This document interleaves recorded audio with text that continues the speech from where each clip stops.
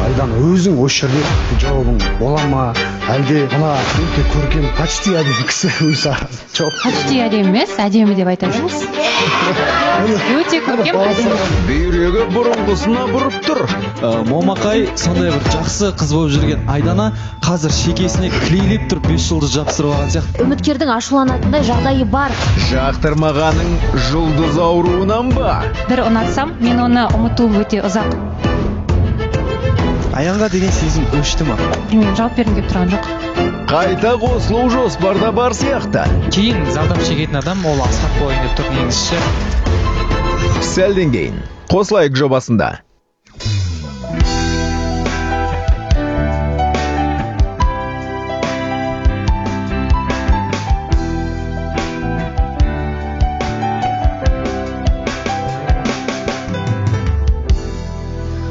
Құрметті көрермен, жарнамадан оралдық.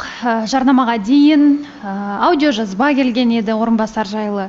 Ол жазбада енді сіз қас дұшпаным деп айтып жатсыз.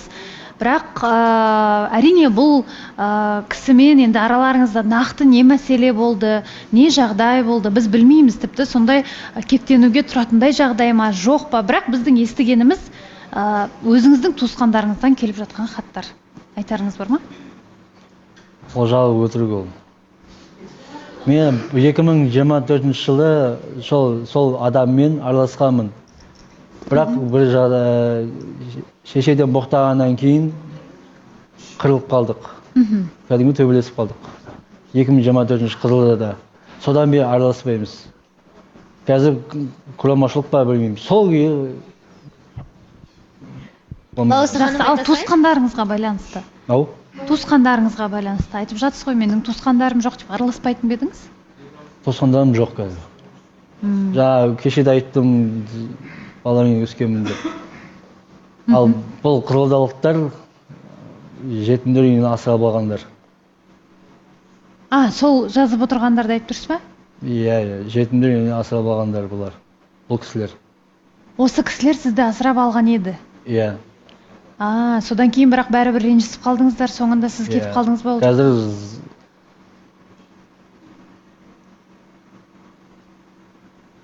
енді ауыр тақырып шығар сіз үшін. Кешірім сұраймыз, қазбалап кетіп жатсақ сізді, сіздің өткен өміріңізді.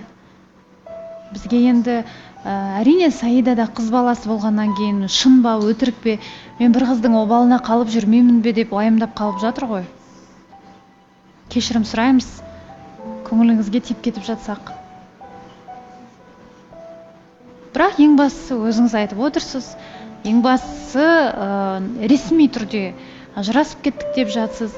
Бізге сіздің ар жағында не мәселе болды, оның барлығының маңызы жоқ, бірақ нақты дәл қазір ресми түрде екіге кеткен болсаңыз, байланыспайтын болсаңыз, құжаттарыңыз бар болса, бізде одан артығы қажеті жоқ.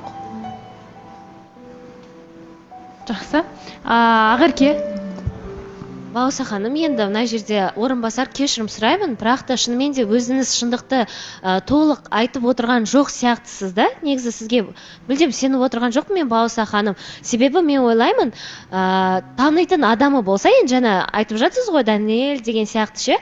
Егер де ол сізді танып тұрса, тем более танысыңыз, туысыңыз болып тұрса, мен ойламаймын, ол сізге, бізге да, Саидаға да ондай жалған ақпарат жібереді деп ойламаймын. Және де негізі сіз онымен бірге шешіп алсаңыз болатын еді деп ойлаймын осы жерде. Бірақ көп өтірік айтып жатқан сияқты. Енді жеке ойым болып тұр солай. Не бесе сіз өзіңіз шындықты айтсаңыз. Себебі адам жайдан жай осы өтірік жала жаппайды деп ойлаймын. Шындықты қай жерден қазбалап ала береді, оны ше сендер мына жерін түсінбей жатырмын, Ақерке. Ол адамнан қазір айтып жатыр да, тағдыры қиын болды кішкентайында, кешірім сұраймын тағы да, әке шешесінен айырылып қалды да, ол кісі жаңағы балалар үйіне түсті. Ол жақтан асырап алған адамдар оған өзінің туғандай бола алмайды. Сол үшін де мен туысқаным жоқ деп жатыр да. Ол адамның тағдырында сендер қандай нәрсе болғанын, қандай қиындықтар болғанын білмейсіңдер. Қандай нәрседен кейін бұл кісі айтып жатыр ғой, мысы жоқ деп ше, ол мысы жоқтықта емес сияқты. Бұл кісі қаншама түскен қиындықтар, давление, жан-жақтан арқа сүйейтін ешкімі жоқ та бұл кісінің. Содан кейін де осындай состояниеға келген адамдарға бетіне қарап қатты сөйлегісі келмейтін шығар мүмкінші. Содан кейін мен ойлаймын, бұл кісі шындығын айтып жатыр деп. Бұл адамға басқалар сенбесе, ол адамға дауа жоқ болса, ол адаммен төбелестім де деп жатыр да. Ол адамға дауа жоқ болса, бұл кісі кімге нені доказать ете береді сонда? Не істеу керек бұл кісі?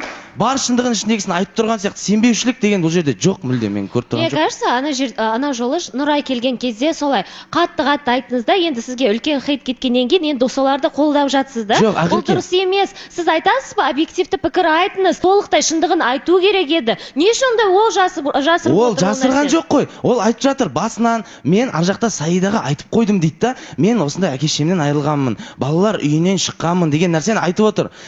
Айттыңыз ғой, орынбасар мырза, айттыңыз ғой сонда. Айттым. Вот, айттым деп отыр. Ол нәрседен қандай шындық күтесіздер тағы да? Жоқ, Ар сен жақтан- енді ол әр нәрсені екі Саида. шот, мысалы мына жерде Саида айтқан жоқ иә. деп отыр мысалға. Иә, олай айтқан жоқ, просто ДТП-де қайтыс болды деп айтқан, туыстарым ешкім ДТП жоқ емес деді. Басқа мынандай балалар үйден шыққан деп айтқан жоқ. Мен оған қарсы емеспін. Кешірім сұраймын, если я вас задела. Просто маған ДТП-де қайтыс болды деп айтты, и все. Басқа Бұл жерде әр нәрсенің ұшын тек қана шалып кетіп жатыр да бұл кісі. Анығырақ байыбына барып жеткізіп жатқан жоқ. Сол үшін бізге мына жерде түсініксіз болып жатыр. Сол әңгімені ғана айтып жатыр. Сіз бір нәрсені бастайсыз да, басқа нәрсеге секіріп кетесіз, ашық айтпайсыз. Сол үшін біз сізге сенбей отырып деген әңгімені айтып отыр. Просто шындық деп андай қылып айтып жатқан жоқ. Просто бір әңгімені бастап, екінші әңгімеге секіріп кетіп жатыр. Сол үшін бізге түсініксіз болып жатыр. Барлығын түсіндіріп айтсаңыз. Саида бұл нәрсені бір алдағандай етіп қабылдап отыруы мүмкін, бірақ бұл кісі жасырмаған шығар. Бәлкім тек айтпай қалған шығар деп мен ойлап айта түсініп алсайын, отырмын. мен тек шындықтан айтам. Мен де өтірікті жек көрем. ДТП-дан өлген жоқ, жол апатынан машинасымен бірге аударылып қалған. Тіріде жанып кеткен. Иә. Кешірім сұраймыз, енді оны айтпай ақ қойсаңыз да болады, ол ауыр Осы тақырыптарды ханым ары бір қарай сұрақ қазбалап. қоя салайыншы орынбасарға. Иә.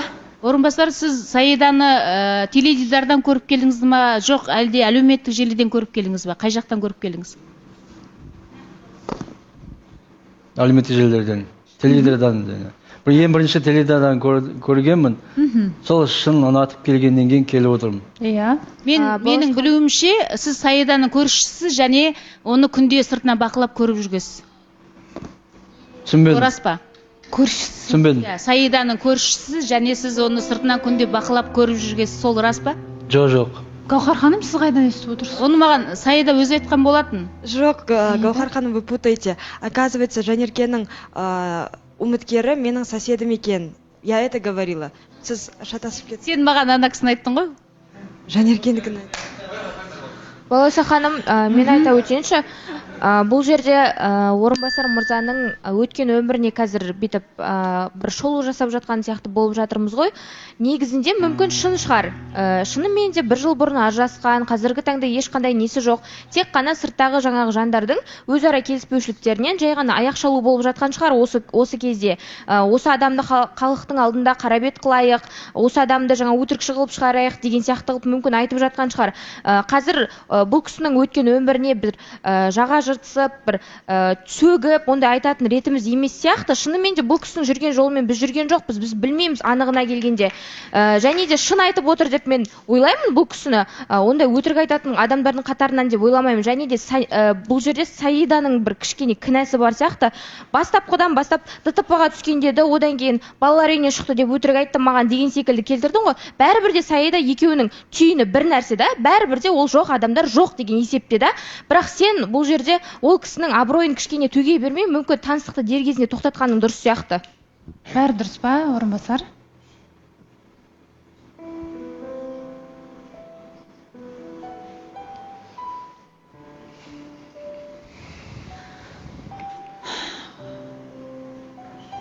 Орынбасар, енді кешірім сұраймыз.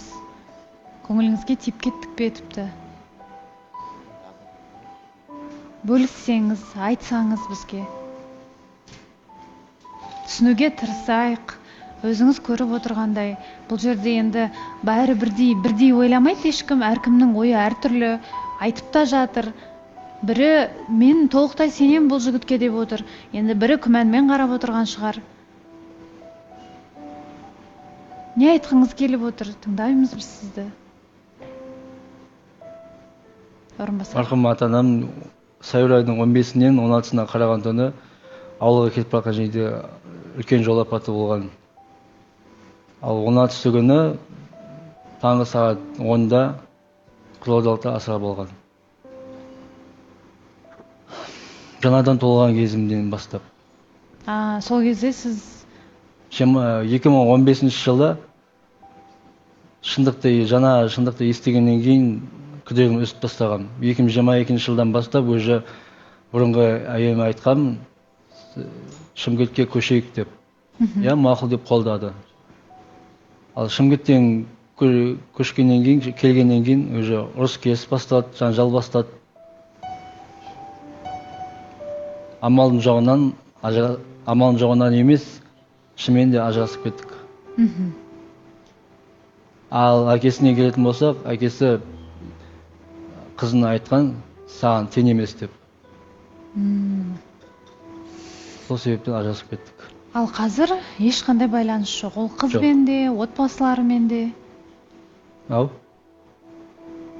Ол қызбен де, ол қыздың отбасымен де ешқандай байланыс жоқ деп жатсыз ғой. Ал бұл кісілермен, сізді жаңағы асырап алған кісілермен, енді ол кісілермен де араласпай кеттіңіз, қазір? Жоқ. Қызылорда десе, уже көңілім түсіп қалады. Бір сондай естеліктер байланысты дейсіз, Иә. Саида, мен неге сізді түсіне алмай отырмын, себебі сіз жарнамада жылап қалыпсыз, Не болды, не себеп? Енді бұл кісі өз шындығын айтып отыр. Мен бұл кісіге деп жылап жатқан жоқпын. Просто маған сондай ақпарат келген соң, менің өмірімде де сондай оқиға болған. Мен де үйде күтіп жатқанда, тамағымды дайындап үйде күтіп жатқанда, тоже была такая ситуация, что телефондан бір перепискаларын көріп қоятын еді. Сол есіме түсіп, сол үшін жылаған едім мен. Сол үшін кішкене ашуға беріліп кеттім. И мүмкін сіздің жүрегіңізді жаралап қойтын, оның үшін кешірім сұраймын. Мен не хотела вас обижать. Негізі жақсы адам. Бұл кісінің бұрынғы әйелін, егерде дәл қазір жаңағы айтылып жатқан қауесет әңгімелердің барлығы шын болып қалса, қалай болады? Мен де сондай бір... Там же сказали, дұрыс аудардым ғой, поставь себя на мое место дейді ғой. И мен де өзімді сол кісінің орнына қойдым да. Бірақ Саида, енді оған жыламаңыз. Мне стало жалко девушка. Бірақ бұл әлі білмейміз ғой, біз шын ба, өтірік пе дегендей. Бізде дәл қазір жарнамадан кейін енді орынбасар бар шындығын айтып отыр қазір бізге. Бірақ нақты мен жаңа айта кеткен едім, бәлкім байланысқа шығар, нақты білетін, осы бір ақпаратты жіберген жандар өздері айтары болса, байланысқа шығармыз, бізде жарнама.